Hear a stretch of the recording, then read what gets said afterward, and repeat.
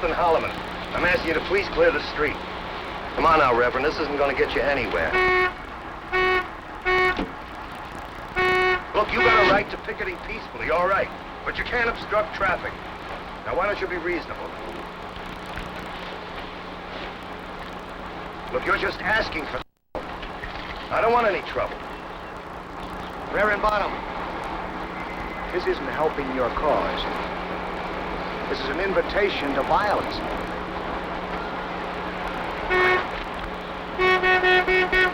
Now lay off that horn! Look, Reverend, you're in violation of several city ordinances. Disturbing the peace, obstructing traffic, obstructing an officer. I want to give you a chance to get out peacefully before I order your arrest. Look, Sonny, why don't you keep out of trouble? Go on. Okay. You're under arrest. I'm asking you to come along peaceably to the patrol car. Reverend, will you walk to the patrol car? Are you willing to walk to the patrol car, Sonny?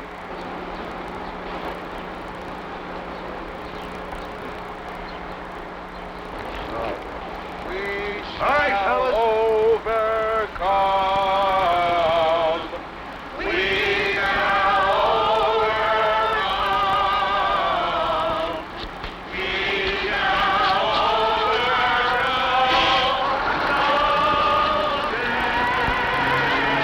overcome. Oh, deep in my heart, I do believe we shall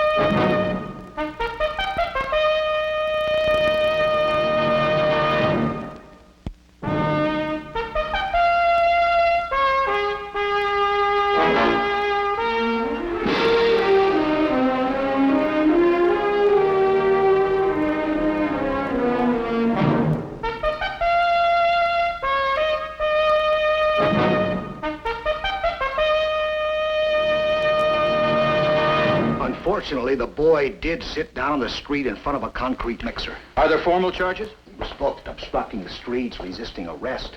Nothing very serious. Naturally, the parents are very anxious to take the boy home tonight. Yes, you see, that's the problem. I didn't know his father was George Pell. I mean, you understand. Banking, the governor's committee on economic affairs. Well, we're in a very ticklish political position. Sit down. Thank you. You know, there was a colored minister arrested with them. Bonham. Harris Bonham. He's the head of the Committee for Freedom and Jobs. That's what they call it. Well?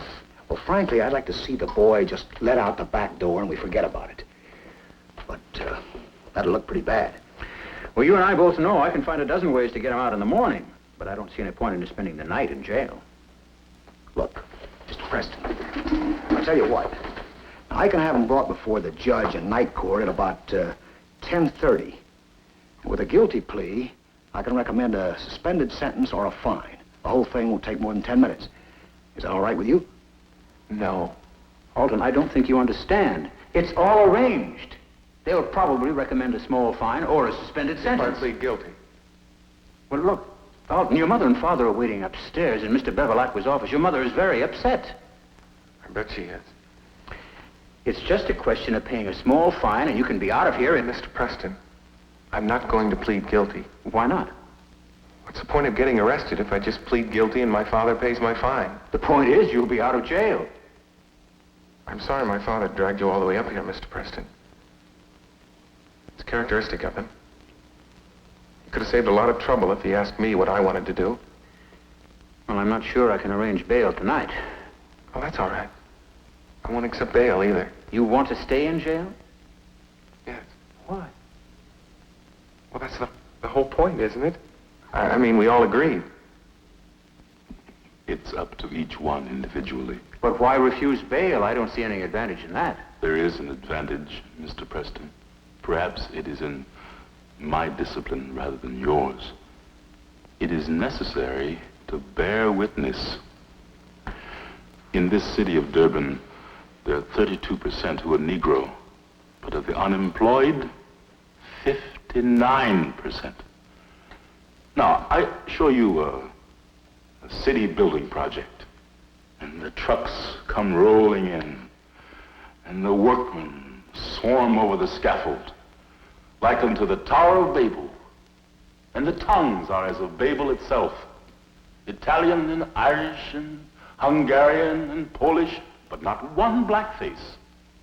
Plumbers, welders, bricklayers, plasterers, but not one black face. Now we protest, we cry out.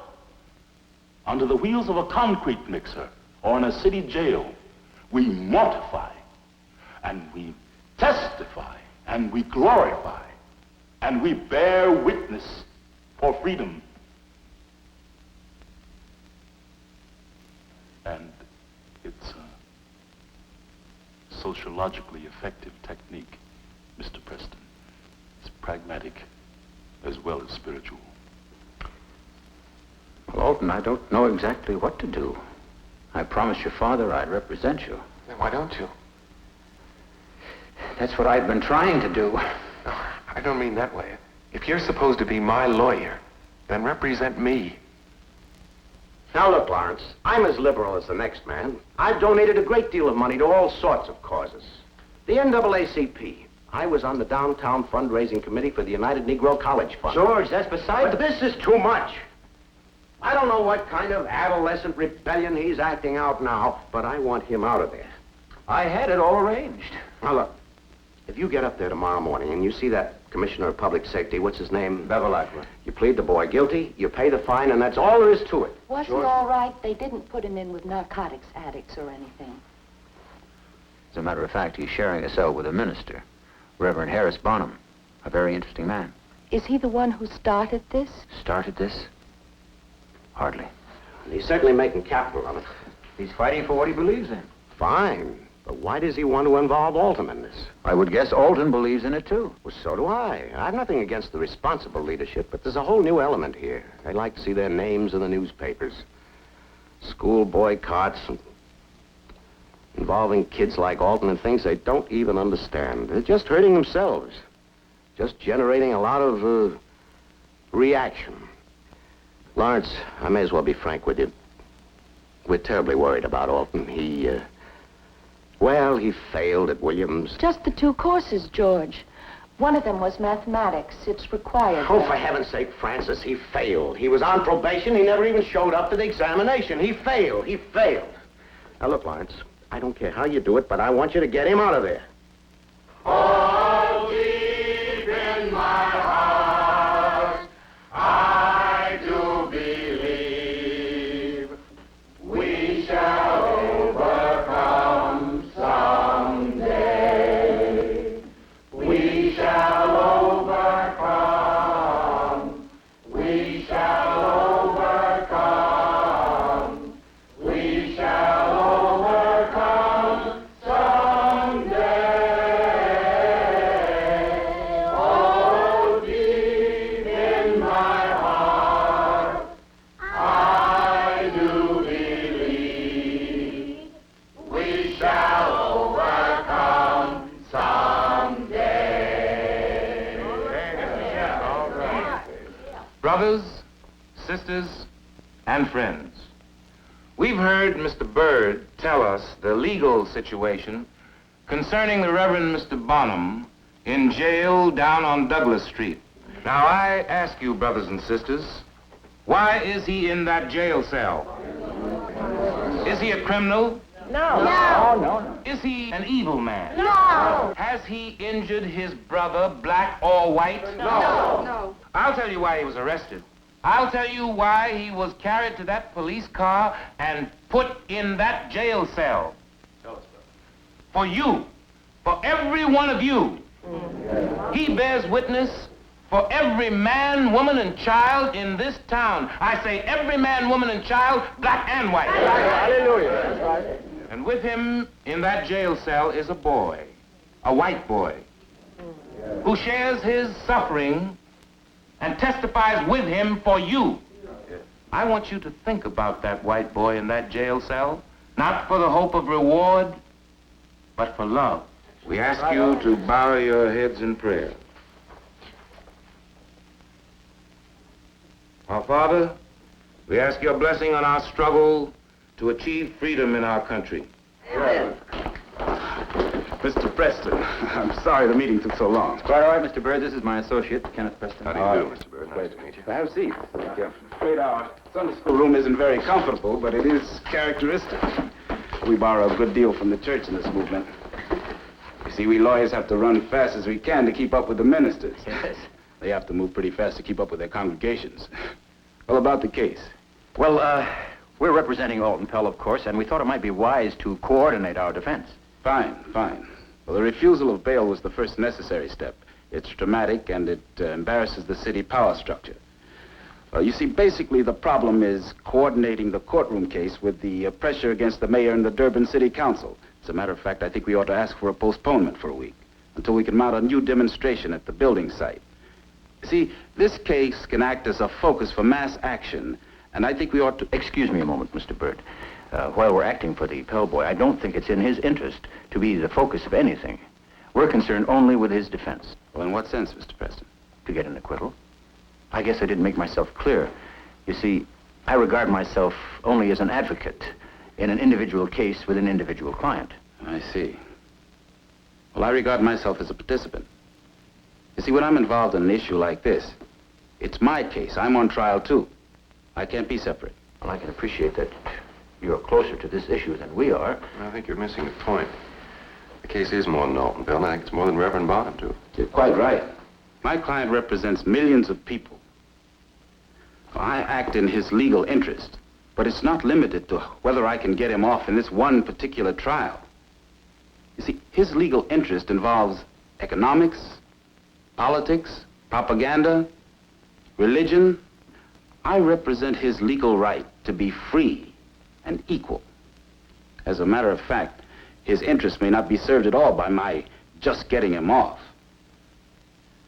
You see, if freedom and equality can be brought closer by having my client stay in jail for years or forever, then that's the choice he would make.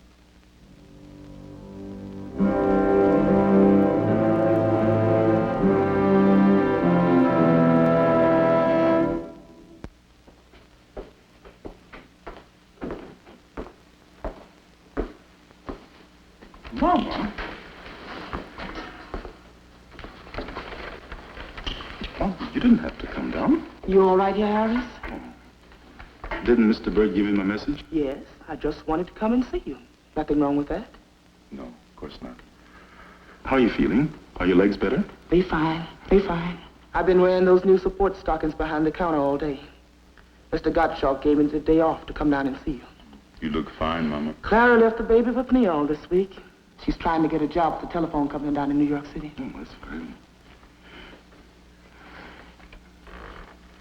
Harris, there's something troubling me. There has never been, as far as I can remember, and as far as Aunt Hester can remember because I asked her, there has never been a member of our family in jail. Mama, please. Now let me get shut of it, because it's a burden. Even when I was a little girl in Macomb County, Georgia, there never was a Bunham, a Peabody, or Harris in jail. And it wasn't hard for colored people to land in jail in those days. I know that, Mama. Now, I've worked in the bakery. I've worked in the 5 and 10. I've worked in the laundry. I've worked for Mrs. McGallis. And I went, and you went to high school, and you went to college, and you went to theological seminary. And you've got a church in a nice neighborhood, a automobile, a home, and I was satisfied and proud, and I could hold my head up. And you can still hold your head up. Now, you listen. I know all about race because I've lived it in the South, and I've lived it in the North, and I'm no handkerchief head neither. I'm proud to be colored. Always was, long before it was fashionable. But there is something wrong with the minister of the gospel getting himself in jail. The Savior himself was in jail, Mama. Well, don't you set yourself up as no savior. There's a picture of you on television sitting in the gutter and the white policeman laughing at you. Nobody was And they trying. dragging you by your arms and legs to the police car like some animal. You call that Negro dignity?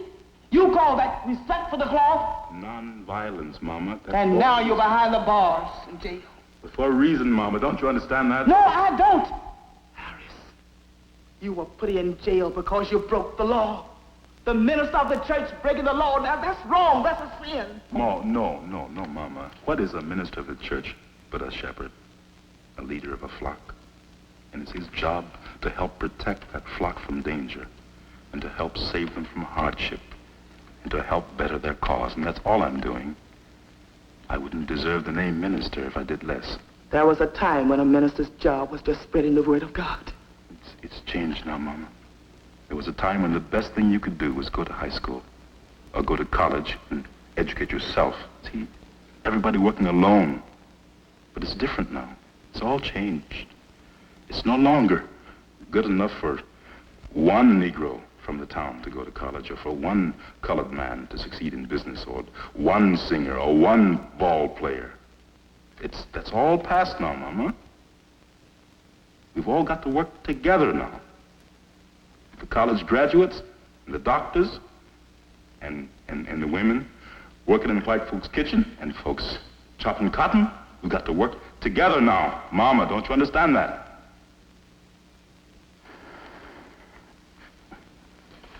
Mama, you've got to believe in me, whether you understand it or not. You've got to have faith. Do you understand that?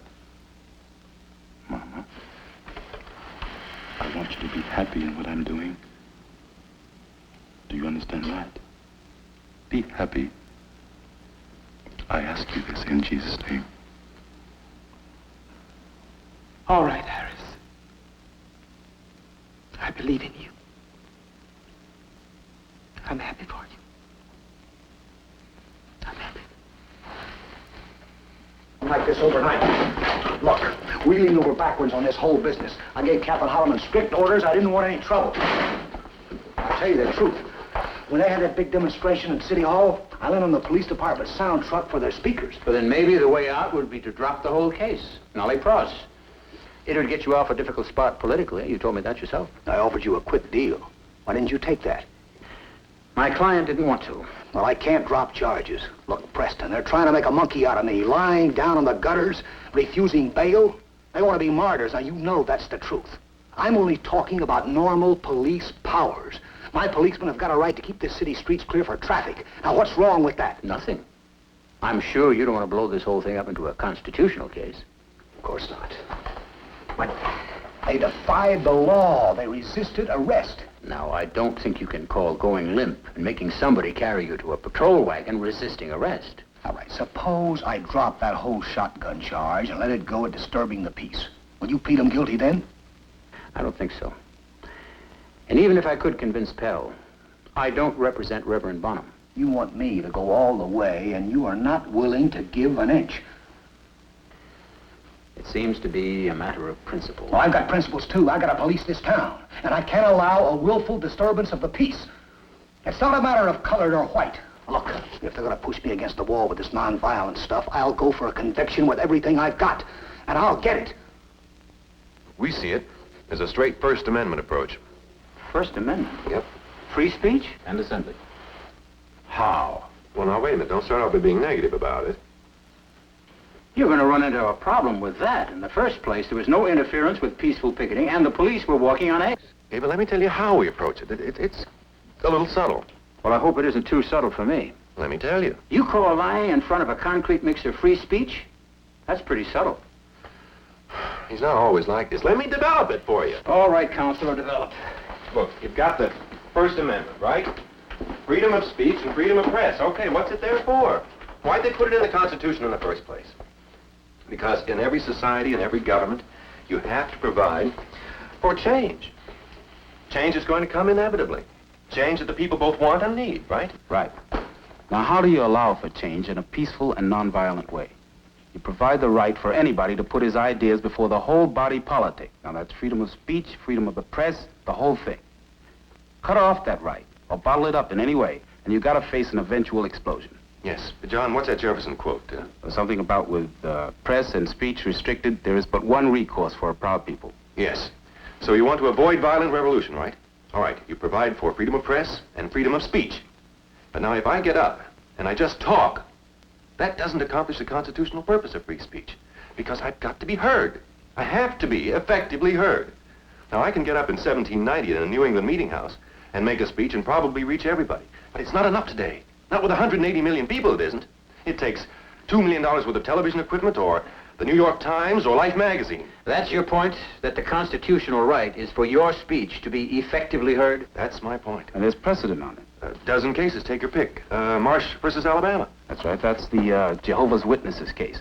They wanted to distribute some religious literature in a small town in Alabama and convert people, I suppose.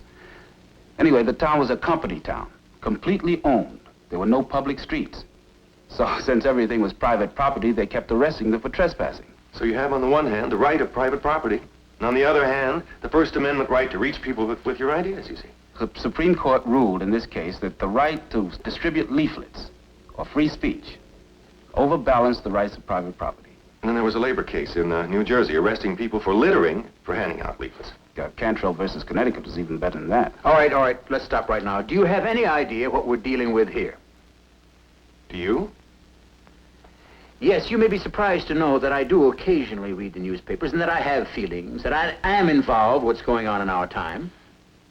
But this is a simple little misdemeanor, and all we need to do to beat it is a simple little defense. Oh, Dad, I think you're missing the whole point. There's nothing simple about this, and besides that, we have a chance now to really do something about it. If you see this whole thing as something that can be solved by a little courtroom maneuver, then you're reading the wrong newspapers. Look, we're talking about a genuine revolution going on in this country. Blood's being spilled. Those millions of people are fighting for their freedom. How are you going to settle all this with some simple defense? How are you going to settle it in a police court with a constitutional issue? Well, it's one way. Look, I know what your plan is. You want to be a good lawyer. You want to go into court and win a case. But it's just this one case. Ye gods, there's more at stake here than that. There's a bigger issue Calm down. here. We're not trying this case. We're preparing it. If you want to batter down the ramparts, you've got to have the ammunition. All right, I think we have it. Well, what do you think, Mr. Byrd? Well, I think it's good constitutional law. If we can establish that the more conventional methods of free speech were ineffective, then we've got it. I've been working with Reverend Bonham on this for 2 years. Yes, but I still have a client to defend, and I'd like to find something else to fight them with. Dad, I don't know what you mean by something else. I don't know what's more powerful than the First Amendment. Every time I go in with a sweeping constitutional issue, I like to have something else to hedge my bets with. You may have an arguable point there, that free speech means an effective method to petition the government for a redress of grievances. All right, you work up Jefferson and Brandeis and Holmes and the whole grand approach, and I'll be practical. I'll try to find a hair to split.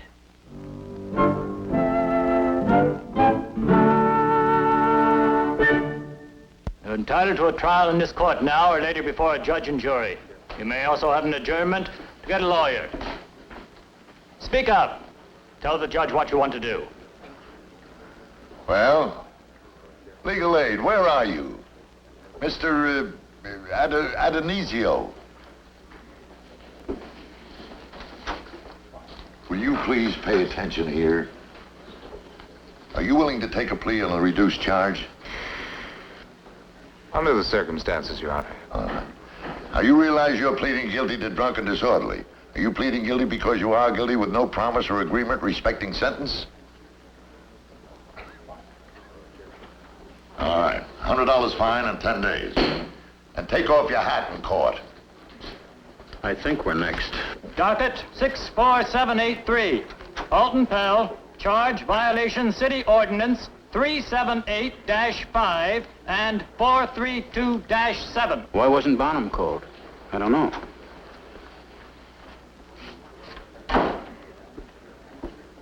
Did you know there was a severance? No.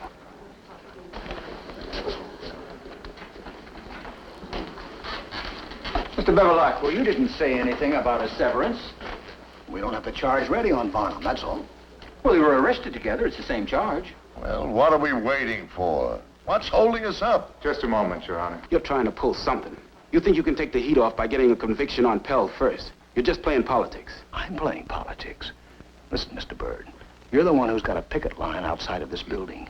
You're the one who's trying to pack the courtroom and intimidate everybody. We were led to believe that... I don't care what you were led to believe. We're under no obligation to charge these two men on the same complaint. You're just afraid to face the issue. What issue? There isn't any issue. Your man is charged with obstructing traffic. You want to plead guilty? All right. You want a trial? All right. It's up to you. Well, this does change things, Mr. Beverlock. We expected Reverend Bonham and Pell to be co-defendants. I'd like the chance to confer with my client. All right. All right, that's fair enough. We'll put it over till this afternoon. Go ahead, Fred. Your Honor, both sides request an adjournment till this afternoon. Well, what did you bring them in for if you weren't ready? All right. Held over. What's going on, sir? I want to be tried with Reverend Bonham. No, it's not up to you, Alton. They can try you separately if they want to. Because of prejudice? It's a clever move and a very old tradition. Divide and conquer. But this changes everything now, doesn't it? To a degree, yes. We had it all arranged. Mr. Byrd was going to handle one aspect of the defense. He's going over it with Ken now. But that's not what I meant. Look, Lawrence, it's separate now, isn't it? Alton's trial has nothing to do with Mr. Bonham. Not in a legal sense, no. Well, I don't see any reason to complicate things, do you? What do you mean by that? Well, there's no sense in you getting yourself further involved. You want me to plead guilty, just back out? I think it's the only sensible thing to do, don't you, Lawrence? Dad, I told you before Now, that Alton, don't get emotional. There's nothing to get emotional about. Oh, there never is. Let's not get emotional. Let's not, for God's sake, get emotional. Alton, I understand how you feel, and I agree with you. We're all on the same side. I'm sure Mr. Bonham's committee needs support, and I'd be glad to underwrite any defense expense he has. You just don't understand. You couldn't send money to take your place in things. You couldn't put a certified check out in the street to stop those trucks. You have to bear witness. Now, those aren't your words. You're just following somebody blindly. That's what I'm trying to show you. Lawrence, will you please talk some sense into him? George, I can give legal advice, but after that, it's up to Alton. What possible good is it going to do these people for him to serve some token jail sentence? You just don't understand. Now, you listen to me. Your mother is home under a doctor's care. She's on tranquilizers and phenobarbital. Her blood pressure is at a very high level. Well, I'm very sorry. Don't you think you disappointed her enough? Isn't it time you started thinking about other people? What do you think I'm here for? I don't think you really know. Do you remember when I took Latin in third form? Latin? Oh, for God's sake. Listen to me. Will you listen to me? I took Latin because you wanted me to, and I was lousy at it. Well, you never put your mind to it. You wouldn't use your potential. I played tennis because you wanted me to, and I went to Williams because you wanted me to. And you failed. That's what I'm trying to tell you. Every time I double faulted in tennis, I knew I failed. All right, I had to be tutored in Latin, and I flunked out of Williams. I'm a very unsatisfactory son, all right? All right. You want to excuse yourself. You had an unhappy childhood. All right, I had an unhappy childhood. Everybody had an unhappy childhood. Dad, the point is, for the first time, I'm doing something that's important for its own sake. It doesn't depend on whether it pleases you. I don't have to try to read your face at breakfast to find out if I'm satisfactory. If I fail now, I'm not failing you.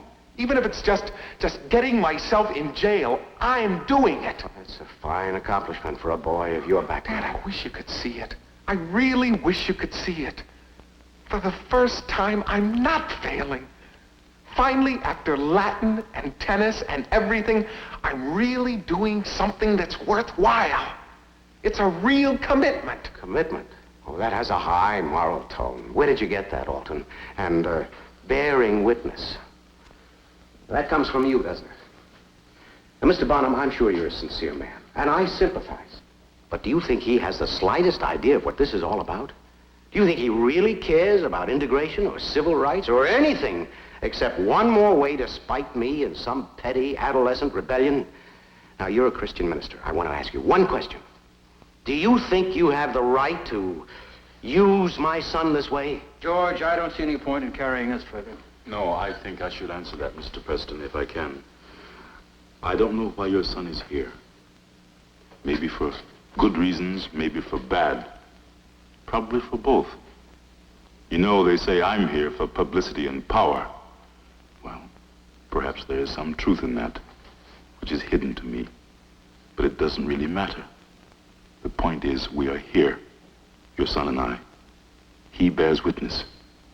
He placed himself in front of that truck, and he placed himself in his cell. And that's the reality.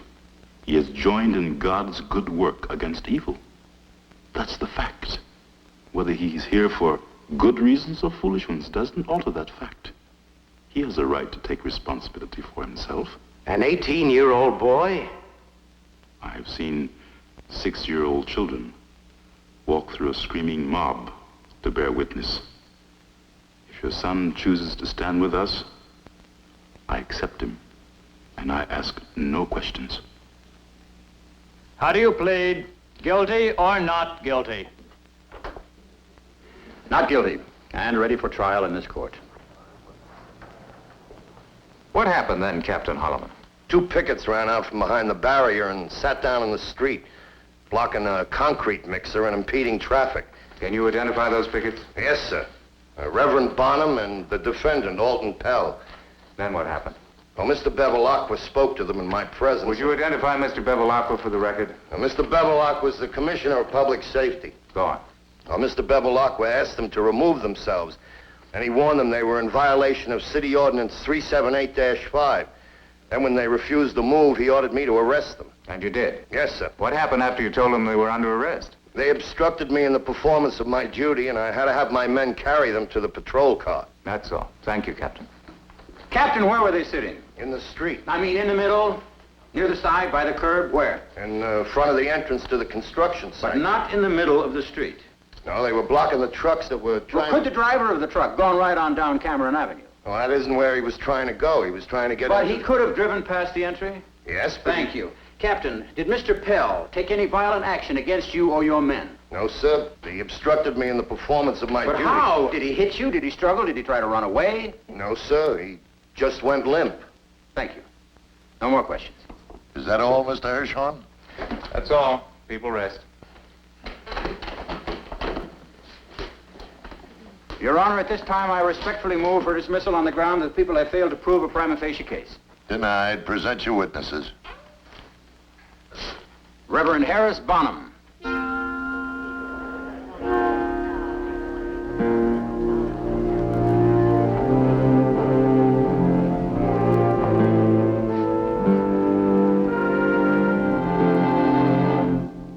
Solemnly swear the testimony you're about to give in this cause on trial shall be the truth, the whole truth, and nothing but the truth, so help you God?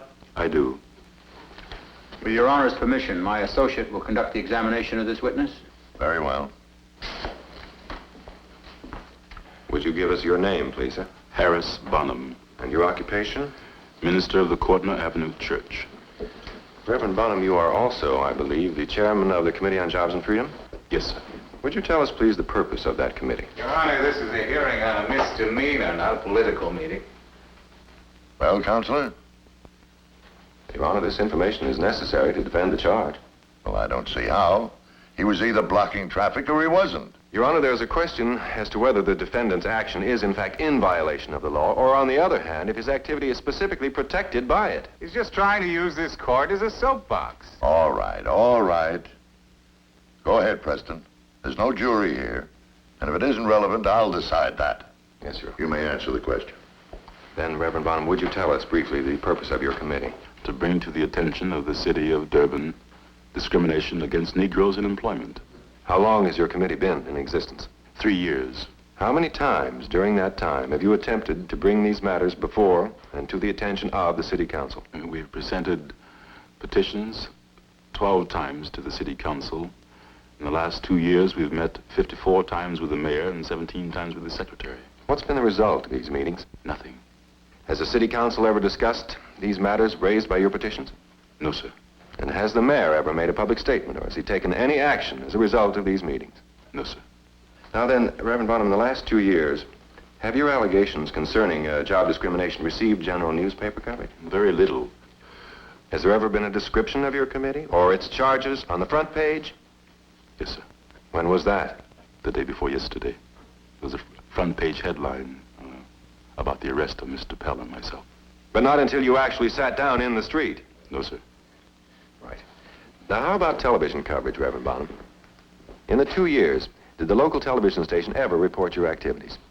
Once I was on a panel on Brotherhood Week, and I discussed our position. That was the only time? Was the question of discrimination ever discussed on regular news programs or other programs? Yes, sir. And when was that? The day before yesterday. There was a film on the 7 o'clock news report about the demonstration and the police carrying Mr. Pell and me to the car. So then it was because of your nonviolent demonstration, then, that the Durban Times Union, as well as the local television station, ultimately did bring your committee to the attention of the city. Yes, sir. Now then, Reverend Bonham, has there been any other activity involving the question of job discrimination since the demonstration? I understand a committee of business leaders met with the mayor on the matter yesterday. Did any such group of businessmen meet with the mayor on the subject of discrimination in the 3 years prior to the demonstration? No, sir. And during those 3 years, did you attempt to bring these protests to the attention of the citizens of Durban? Yes, sir, we did. Were you generally successful? Objection. That's calling for a conclusion. Well, I'll allow it. Thank you, Your Honor. Then, Reverend Bonham, were you indeed generally successful? No, sir. There was very little attention paid to the matter. So then isn't it fair to say that your purpose in organizing your committee, as well as your purpose in organizing the whole demonstration, was to bring these matters to the attention of the citizens of Durban? Yes, sir, it was. Thank you, Reverend Bonham. No further questions. Reverend Bonham, did the police or any representative of the city interfere with your committee in its peaceful demonstration behind the police barriers? No, sir. In fact, the police intervened only when you and Mr. Pell sat down in the public street and refused to move on police request. Yes, sir. Reverend Bonham, you and the defendant did sit in the street, blocking the entry of a concrete mixer to the construction site on Cameron Avenue. Yes, sir, we did. No further questions. Your Honor, the defense rests. Thank you. Your Honor, we respectfully move for dismissal of this charge on several grounds. First, the action of the defendant was in exercise of his right of free speech, and action by the city to abridge this right is prohibited by the First and 14th Amendments to the Constitution. It follows, then, that the charge of refusing to obey an officer is invalid, in that the officer was acting in contravention of constitutional right. Oh, now, wait a minute. Do you claim that sitting in the street in front of a truck is privileged under the First Amendment? Not per se, Your Honor. But in this particular case, we've shown that the Committee for Jobs and Freedom, in whose behalf my client was demonstrating, was unable to bring its protest effectively to the citizens of Durban in any other manner. That this demonstration was necessary to make themselves heard by the body politic. Now, we respectfully submit that the public necessity in a democracy to keep the channels of effective free speech open outweighs the commonplace police power as outlined in City Ordinance 378-5. Now, in the case of Whitney versus People of California, before the United States Supreme Court, Mr. Justice Brandeis wrote, and I quote, "Those who won our independence by revolution were not cowards. They did not fear political change. They did not exalt order at the cost of liberty." Now, not too fast, Mr. Preston. This is a city court. We're not used to having Justice Brandeis' name thrown around down here. I understand, Your Honor. Therefore, in support of our motion, we have prepared a brief which we respectfully submit for your consideration.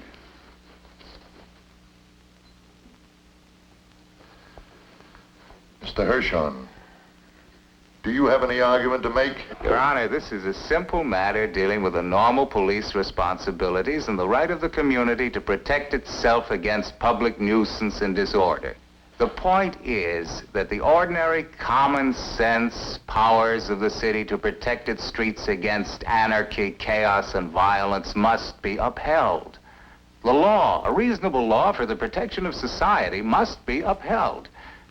If disrespect for authority or the law is encouraged by any exception, then the city and its citizens are no longer safe. Well, I'm going to have to read this brief. Mr. Hirschhorn, you may submit a reply brief by tomorrow. This case is adjourned until the day after tomorrow at 10 a.m. Call the next case. Docket 64788.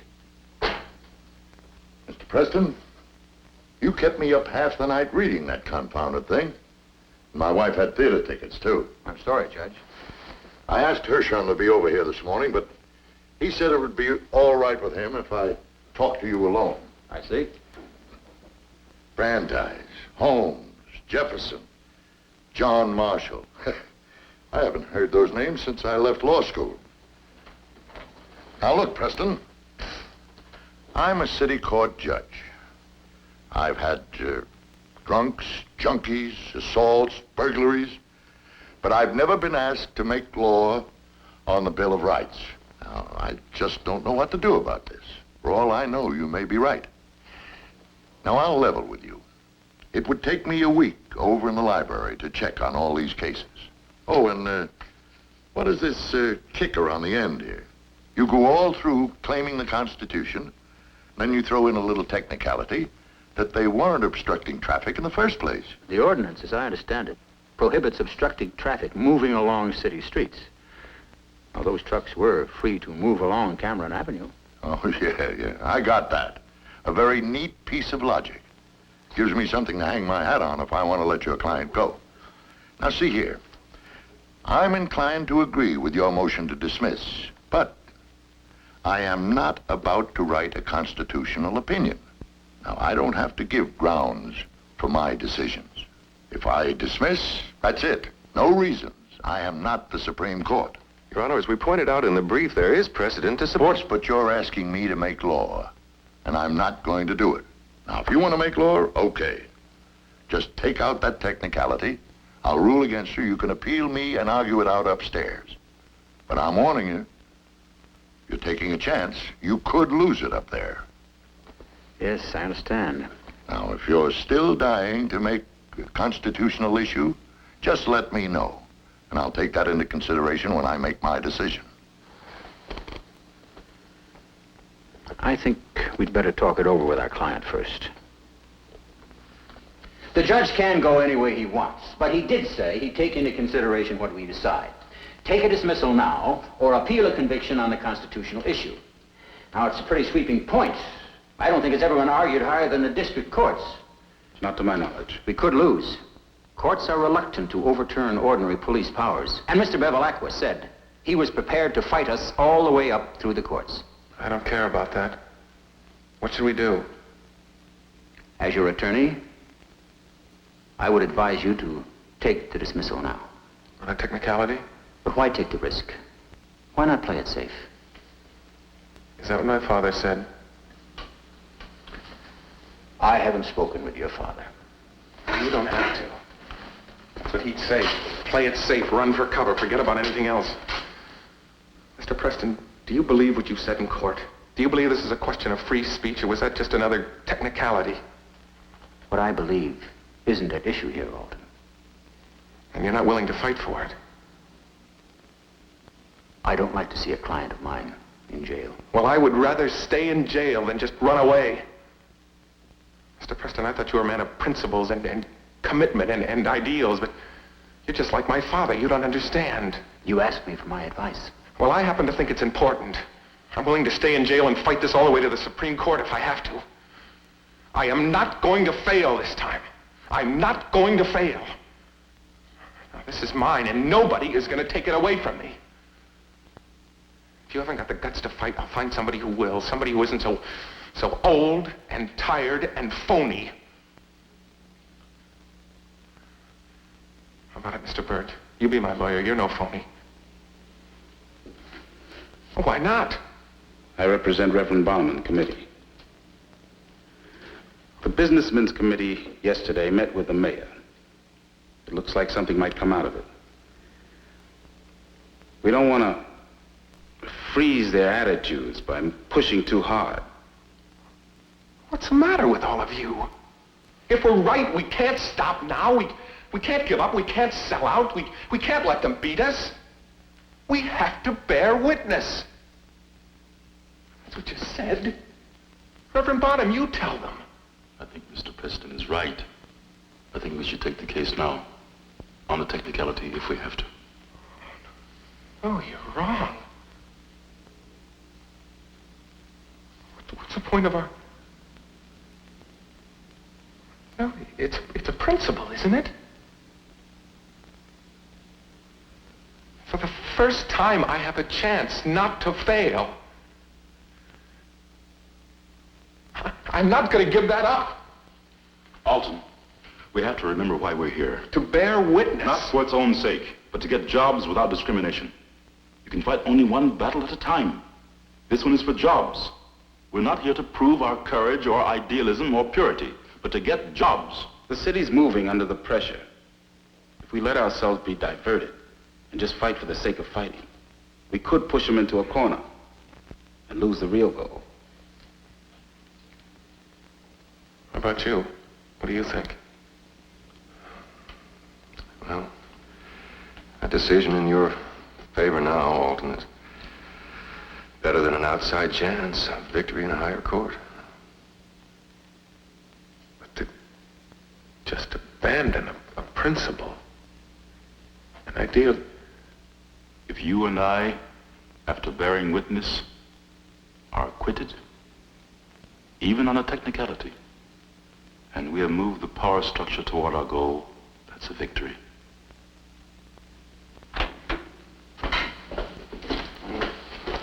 Ready for us, Alton? Are you ready? I'm ready.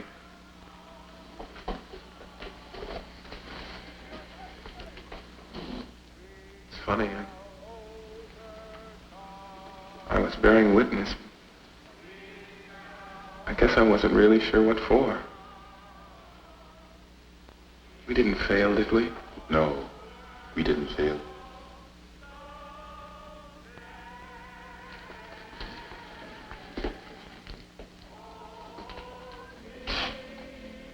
They've been singing like that ever since court recess.